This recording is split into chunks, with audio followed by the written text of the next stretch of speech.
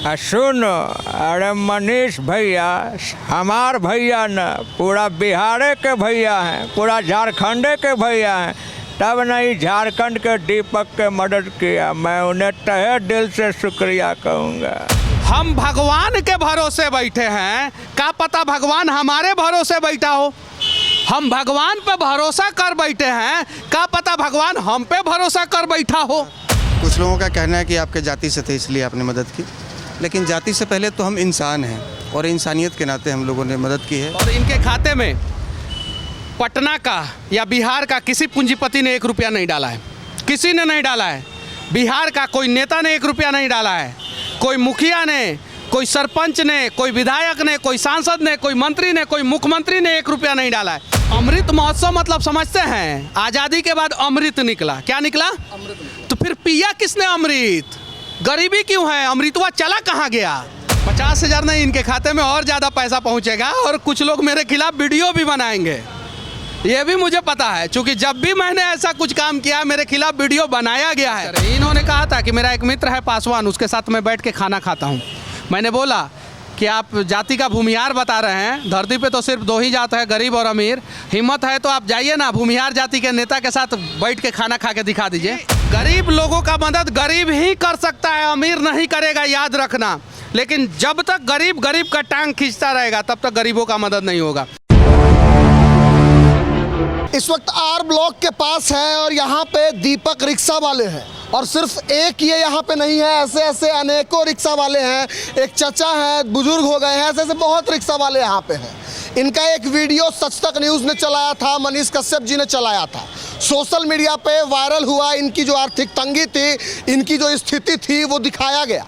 उसके बाद कुछ लोग सामने आए, ये आए, आशुतोष भैया सामने आए, और सभी लोगों ने मिल करके सोशल मीडिया पे वीडियो डाला, एक छोटा सा कैंपेन चलाया। और इनके खाते में जो चंद रुपए थे वो मात्र 12 घंटे के अंदर में 50,000 क्रॉस कर गए। सही की गलत? सही है, सही है। कितना कैसे पैसा आने लगा एक पहले तो वो बताइए। पहले वही मन में 5 आया, फिर 10 आया, इसी तरह आते रह गए। 101, 201, हाँ 251, 501, इसी तरह आते रह गया।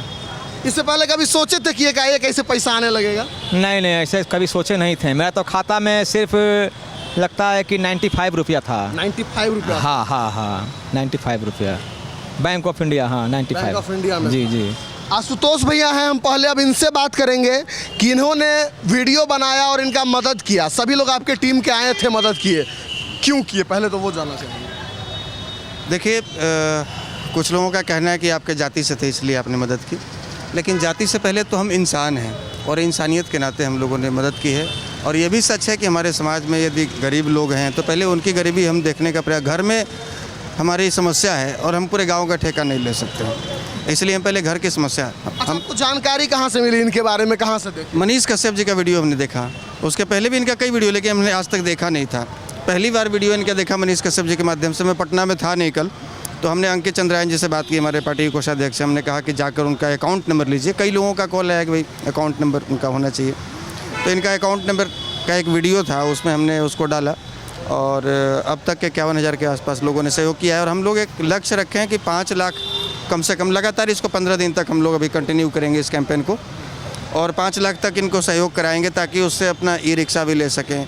और बहन की शादी के लिए राष्ट्रीय जनजन पार्टी के ही अपनी पार्टी के राष्ट्रीय सचिव हैं बेगूसराय के डॉक्टर सोनू शंकर जी, उन्होंने जब वीडियो देखा मनीष कश्यप जी का, तो उन्होंने कॉल किया कि आशुतोष जी उनसे संपर्क कीजिए दीपक जी से, और उनकी बहन के लिए यदि कोई लड़का देख रखे हैं तो सारा खर्च हम वहन करेंगे और शादी का डेट फिक्स कीजिए। तो 2 दिसंबर को शादी होनी है। अभी बात भी कराए हैं मनीष कश्यप जी, बात की है उनसे। देखिए एक्चुअली क्या है कि हम तो नहीं देख पाए थे, मनीष भैया का इंटरव्यू देखे, आशुतोष भैया बोले कि बाहर थे, कहे कि अंकित जी आप फिलहाल चले जाइए, और एक ऑथेंटिसिटी के लिए कि भाई साक्ष्य सही है कि नहीं है, हम इनके पास जाके मिले और वीडियो बनाया, फिर सभी जगह शेयर किए। और हमारा संगठन बड़ा, हमारे संगठन से जुड़े हुए समाज के प्रति लोग इनका देखा कि काफ़ी गरीब है, मदद होना चाहिए, तो छात्र लोग 10 रुपये, 11 रुपया, 100 रुपया, बहुत सारे लोग सहयोग किए, सबसे पहले उनको धन्यवाद देना चाहते हैं। और विशेषकर आशुतोष भैया को जिन्होंने तुरंत संज्ञान लिया और हमको भेजा कि आप जाइए। अब मनीष कश्यप जी से बात करेंगे। सबसे पहले भैया आपसे ये पूछेंगे, एक रिक्शा वाले दीपक शर्मा का मदद आपने किया, उनका वीडियो बनाया, उन्हें मोबाइल खरीद के दिए। ऐसे ऐसे बहुत रिक्शा वाले आर ब्लॉक में रहते हैं, उनका मदद करने लोग आगे क्यों नहीं आ रहा? देखिए, सच तक न्यूज़ से हम लोगों को लगभग 10 लाख रुपया हर महीना कमी नहीं होता है, लगभग। उसमें से 20 से 25% मैं हर महीना डोनेट कर देता हूं, मतलब 2 से 2.5 लाख रुपया। कभी 30% हाइक होता है, कभी 30% डाउन होता है, एवरेज 10 लाख पकड़ लीजिए। इनकम टैक्स भी जांच कर सकता है, मुझे कोई फ़र्क नहीं पड़ता है, मैं खुल के बोलना चाहता हूं। कुछ लोग बोलते हैं कि 1 करोड़ आता है, 2 करोड़ आता है, भगवान करे 1 करोड़ रुपया आए। 1 करोड़ आएगा तो 25 लाख रुपया डोनेट करूँगा, 10 लाख रुपया आ रहा है तो 2 से 2.5 लाख रुपया डोनेट करता हूँ। मैं झारखंड में गया था, 4 दिन में लगातार 7 लोगों का मैंने मदद किया। मैं 5,000 रुपया, 500 रुपया से लेके 11,000 रुपया, 20,000 रुपया, 21,000 रुपया तक मैं मदद करता हूं। पहली बार इनकी बहन की शादी के लिए मैंने 50,000 रुपया बोला कि मैं दूंगा। ये चीज़ है। मुझे इनके बारे में जो है, काजल जो है सच तक न्यूज़ में जो काम करती है, उसने इंटरव्यू लिया, मैंने देखा वीडियो, अच्छा लगा मुझे। मैं इनके पास आया तो मैं एज इनका टैलेंट दिखाने के लिए आया कि ये बहुत सारे लोगों का आवाज़ निकालते हैं। जब इनसे बात किया तो मैं भावुक हो गया कि ऐसे बहुत सारे लोग हैं जो मजबूर है, बेसहारा है। क्या पता मेरा वीडियो देख के कोई अपने गांव वाले का रिक्शा वाला जो रिक्शा चलाता हो, अपने शहर में रिक्शा चलाता हो, वहाँ के रिक्शा वाले का हालात बदल दे। क्या पता कुछ लोग इन लोगों के रिक्शा पे बैठना शुरू कर दे। तो मैंने सोचा कि चलिए ठीक है, इनका हालात बदला जाए। इन्होंने मुझसे कहा कि योगी जी का डायलॉग सीखने के लिए, सही बात है कि नहीं दीपक जी? इन्होंने कहा कि योगी जी का डायलॉग सीखने के लिए मैं बहुत सारे लोगों से मोबाइल मांगता था जो हमारे रिक्शा में बैठते थे, और मैं सीखता था। बहुत सारे लोग जो है नहीं देते थे अपना मोबाइल, तो मैं बोला कि आपके लिए मैं एक मोबाइल खरीद के दे दूँगा। तो इन्होंने बोला क्या कि इनको लगा कि ऐसे ही हवा पानी कोई कर रहा है, सही है कि नहीं? इंटरव्यू से पहले यही लगा। फिर मैं इनको बोला कि चलिए रिक्शा, इंटरव्यू के बाद मैंने बोला कि आपके रिक्शा पे बैठता हूँ, चलिए चलते हैं। तो मैंने अपना मुंह ढका और यहाँ से जो है 3 किलोमीटर दूर तक हम लोग रिक्शा पे गए।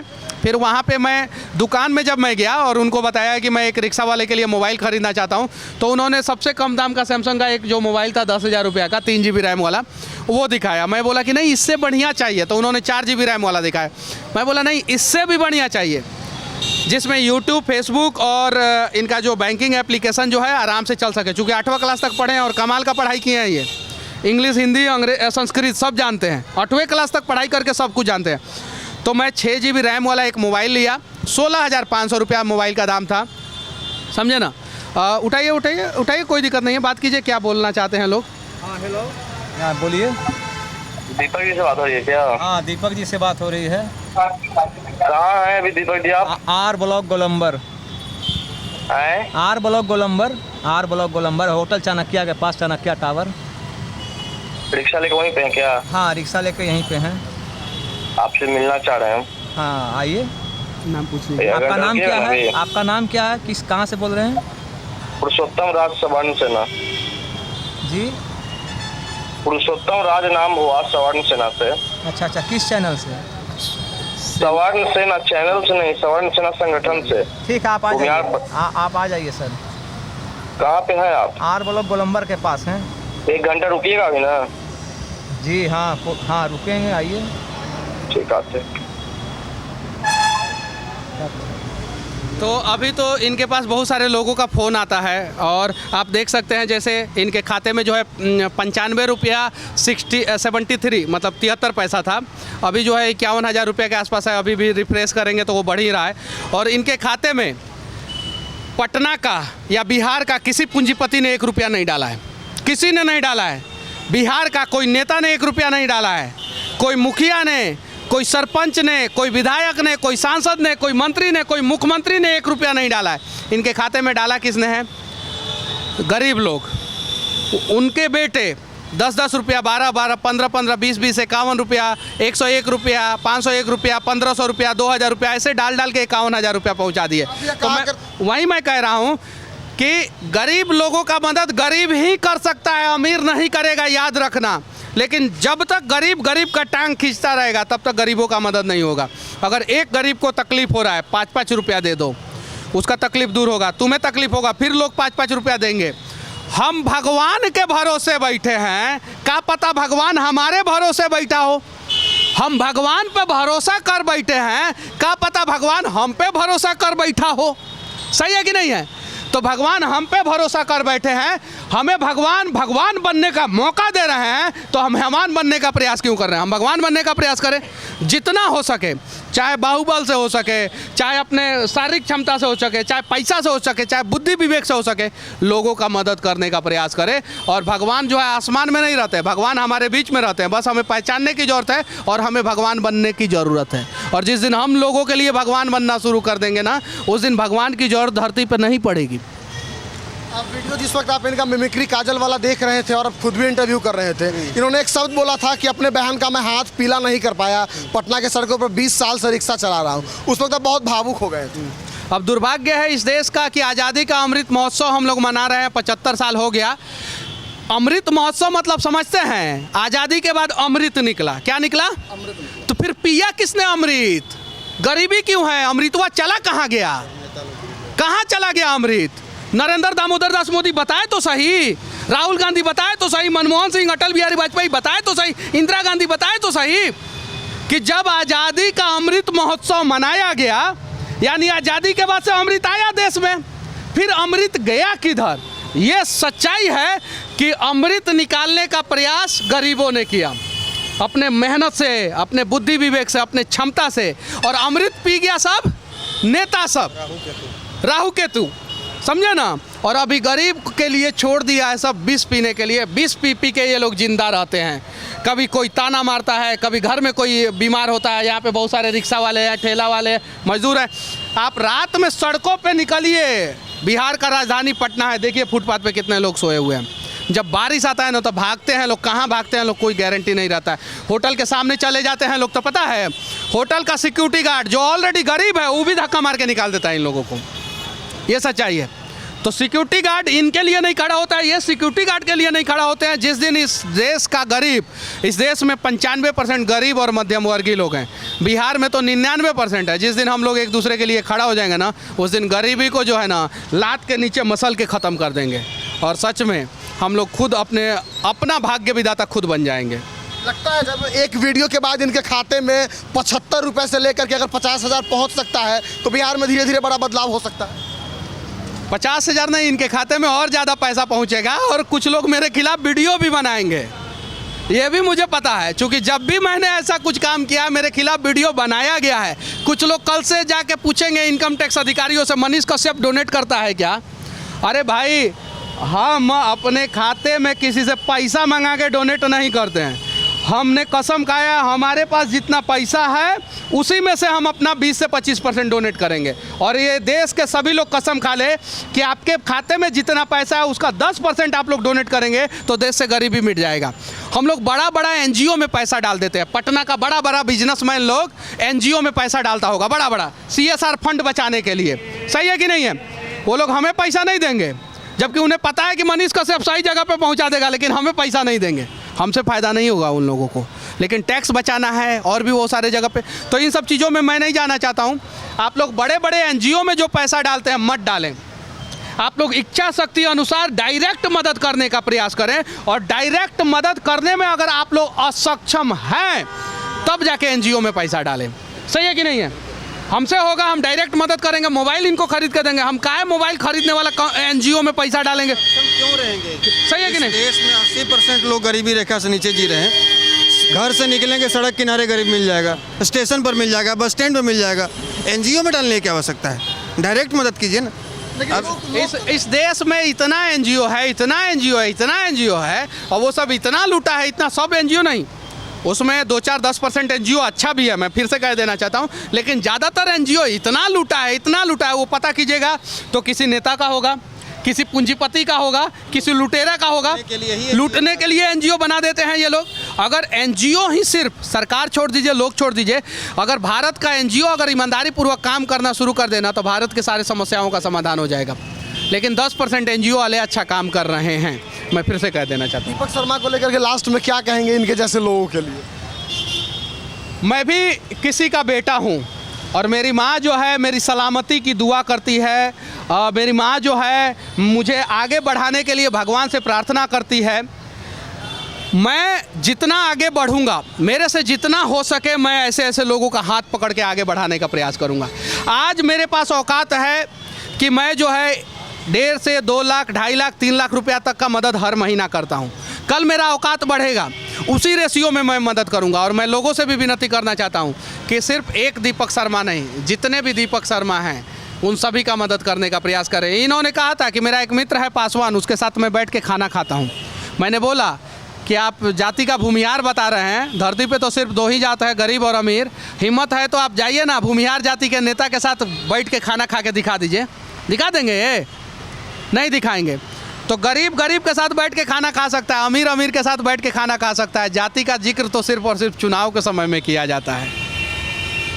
और जिस दिन ये जाति का जिक्र करना शायद खत्म हो जाएगा, बिहार में एक बड़ा बदलाव होने रहेगा। दीपक शर्मा जी, मनीष भैया ने आपको मोबाइल दिया, चाहे बहुत लोग आके बहुत लोग मदद किए, मनीष भैया को क्या कहिएगा लालू यादव जी की आवाज़ में, आप बताइए। कोशिश करते हैं।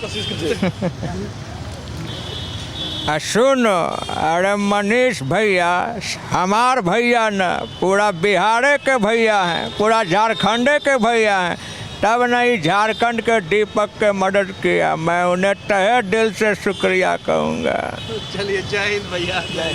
और ऐसे लोगों के लिए आगे आने की ज़रूरत है, हम लोगों को आगे बढ़ने की ज़रूरत है। क्योंकि यहाँ पे एक रिक्शा वाले सिर्फ ये नहीं है, ऐसे बहुत अनेकों रिक्शा वाले हैं जो कभी भरपेट खाना खा के नहीं सोते हैं। और इस सड़क से वाकई जितने भी बड़े नेता हैं, बड़े बिजनेसमैन हैं, इसी सड़क से जाते होंगे, क्योंकि बगल से एक बड़ा हाईवे है, अटल पथ बना है। पटना का सबसे VIP एरिया में आप अभी खड़े हैं। सारा 5 स्टार होटल, सरकारी 5 स्टार, प्राइवेट नहीं, सारा यहाँ से लेके जो है 1 किलोमीटर आगे इनकम टैक्स गोलंबर तक है। ऑडी फॉर्च्यूनर से नीचे की गाड़ी रुकती ही नहीं। नहीं रुकती है। इसमें ऑडी फॉर्च्यूनर BMW ही जाता है। कभी मतलब कि आप ये घुस जाए ना तो गेटे पर से हटा दिया जाएगा, चलो हटो।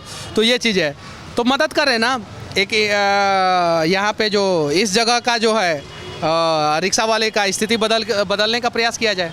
ऑडी फॉर्च्यूनर से उतर के कभी फुर्सत मिले तो इन लोगों से मिले, जानने की कोशिश करें कि किस कष्ट में है और कैसे ये अपना जीवन यापन कर रहे हैं। फिलहाल मनीष भैया के इस प्रयास को लेकर के, आशुतोष भैया के इस प्रयास को लेकर के और दीपक शर्मा जी को लेकर के आपका क्या राय है, क्या विचार है और क्या कहना चाहेंगे, कमेंट सेक्शन में जाकर के हमें ज़रूर बताएं। जय हिंद। जय हिंद।